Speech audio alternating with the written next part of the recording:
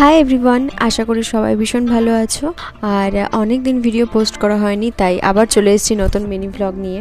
6 June আমাদের একটা planning ছিল আমার রিমির, যে আমরা ঘুরতে বেরোবো। গ্রীষ্মকালের দাবদাহে চারপাশ শুকিয়ে কাঠ, বুঝতে পারছি, কিন্তু ইচ্ছা আকাঙ্ক্ষাগুলো এইভাবে তো তার জন্য থেমে থাকতে পারে না, তাই না? সেদিন বোন ছিল আমাদের সাথে, ও যাচ্ছিল অন্য জায়গায়।